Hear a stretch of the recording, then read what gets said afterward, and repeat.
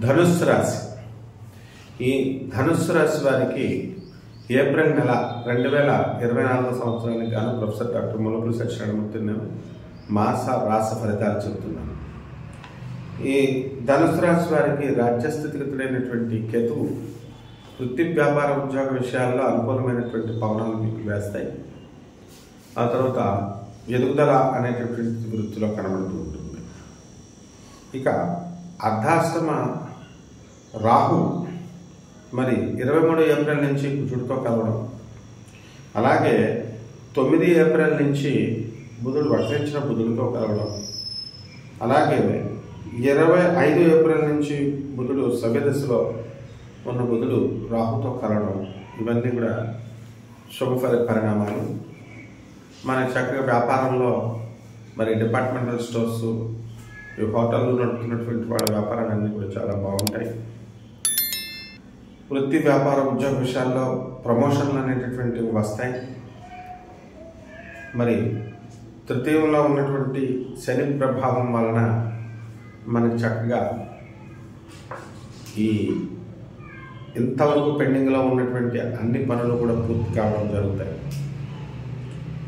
కాబట్టి ఎవరికైతే government contracts చేస్తున్నారో, స్టేట్ గవర్నమెంట్లో కానీ మరి సెంట్రల్లో కానీ రైల్వేస్లో కానీ ఇరిగేషన్లో కానీ అటువంటి వాళ్ళ బిల్స్ ఏవైతే పెండింగ్లో ఉండిపోయినాయో ఆ బిల్స్ అన్నీ కూడా పూర్తి అవడం జరుగుతుంది.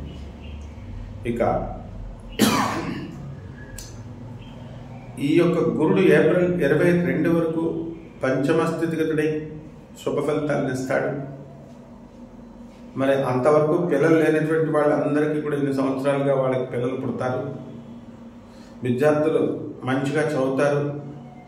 అదేవిధంగా ఈ పెళ్లి కానిటువంటి వాళ్ళు ఎవరైతే ఉన్నారో అటువంటి వాళ్ళంతా కూడా పంచమంలో ఉన్నటువంటి గురుడితో 24 ఏప్రిల్ నుంచి శుక్రుడితో కలవడం, అలాగే 2 ఏప్రిల్ నుంచి వక్రించినటువంటి బుధుడితో కలవడం, వివాహాలన్నీ కూడా కుదిర్చి పెట్టుకుంటారు. వివాహాల అభావం.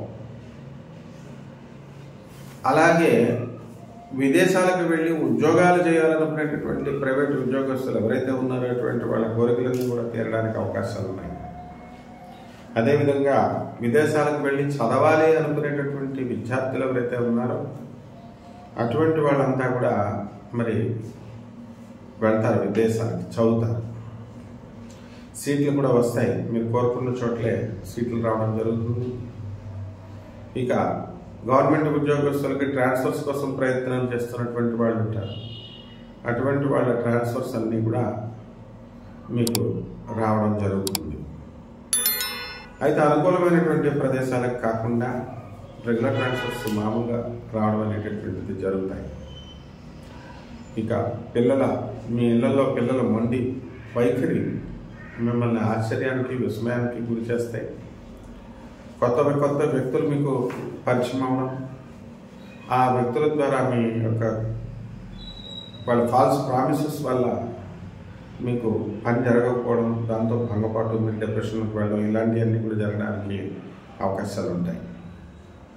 కాబట్టి ఆచితూచి మీరు కొత్త స్నేహాలు చేయాల్సినటువంటి అవసరం ఉంది. అలాగే మీ పాత మిత్రులలో కూడా వీళ్ళంతా కూడా కేవలం మిమ్మల్ని డబ్బు కోసం మిమ్మల్ని వాడుకుంటున్నారు అనేటటువంటి సత్యాన్ని మీరు నెమ్మదంగా తెలుసుకోవడం అనేటటువంటిది జరుగుతుంది.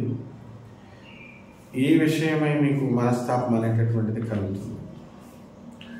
ఆ తర్వాత ఏప్రిల్ 20 ఆఖరి వారంలో మరి మీ యొక్క శత్రువులందరూ కూడా మిత్రులుగా మీకు మారడం జరుగుతుంది.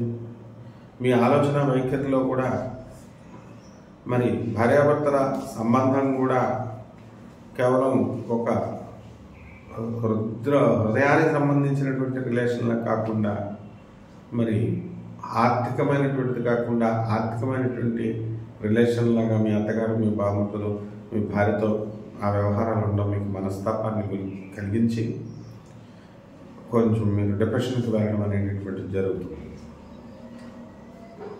ఈ సంతానం లేనటువంటి వాళ్ళకి సంతానం మరి ఈ పంచమ గురు ప్రభావం వలన ఏప్రిల్ మొదటి 3 వారాలలో జరగడం జరుగుతుంది. ఆ తర్వాత కలిగేటటువంటి సంతానం బలహీనంగా ఉండడానికి అవకాశాలు ఉంటాయి.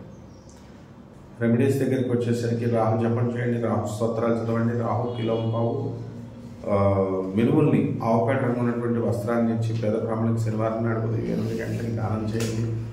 అదేవిధంగా బెజవాడ కనకదుర్గమ్మ యొక్క పాద పద్మాలకి మీరు కుంకుమార్చన చేసుకోవడం ద్వారా ఈ రాహు గ్రహం యొక్క శాంతి అనేటటువంటిది జరుగుతుంది. శుభమస్తు.